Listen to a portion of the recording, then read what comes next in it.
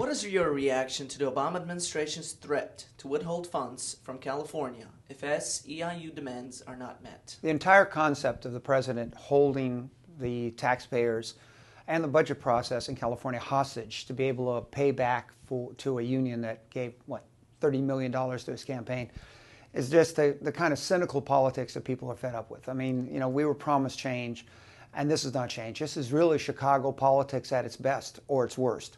I think that the fact is that the local legislators, the governor, have worked out a crisis policy here, and to have the president now use taxpayers' money to extort policies out of the state of California absurd. Remember, this is not President Obama's money. This is California's taxpayers' money that rightfully should be returned back to them and without the strings. We're not talking about the stimulus package now being something that helps. This is not an issue of aid. This is an issue of control, and control from Washington.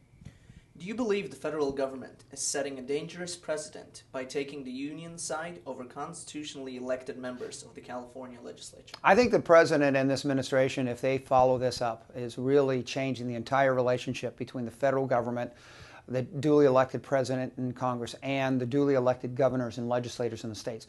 They are really basically superseding and negating states' control and local control for the dictatorship of organized labor, big organized labor, and really the dictatorship of campaign contributions. Because I think that even if it wasn't true, the appearance is so blatant that people should be really concerned about it. And the people who should be concerned the most about it is the new president and his administration. Do you believe it is inappropriate for a union to have such a strong influence over the president and executive branch? Look, I think it's inappropriate for anybody. I don't care if it's big business or big labor to have the ability to basically modify, if not dictate, policy, especially in the delicate balance between the authorities and the responsibilities of the federal government and the authorities and the responsibilities of the state and local governments. And to allow anyone, be it business or labor, to interject their agenda into that is really scary. Is this threat part of a larger government takeover that includes expanded union power? I think we're seeing a major indication that maybe the new agenda of this administration is one that the American people have never accepted before, and that is that organized labor, which represents a very small portion of the workers in California or the United States, now has the ability to start dictating, either directly or indirectly through the administration, to the general public in a manner that's never been acceptable in this country before. Is the California delegation doing anything to intervene? Well, the California delegation is hopefully working together on this.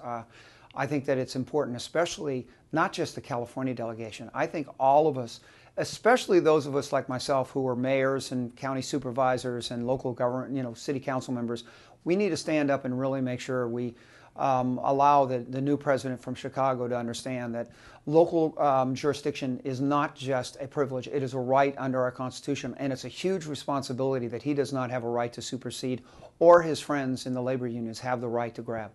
In the end, do you think they'll get their way or not?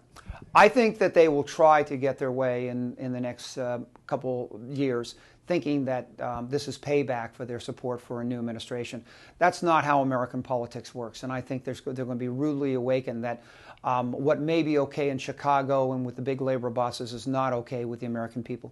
What can your local constituents do to help in this matter? Well, I think one of the biggest things is those of us that supported President Obama need to communicate to him our concern about the fact that this is not the kind of change that we were promised, and this is not the kind of different politics that we were hoping for. We were hoping for a new, clean break from the past, not a resurrection of the Chicago bosses' politics.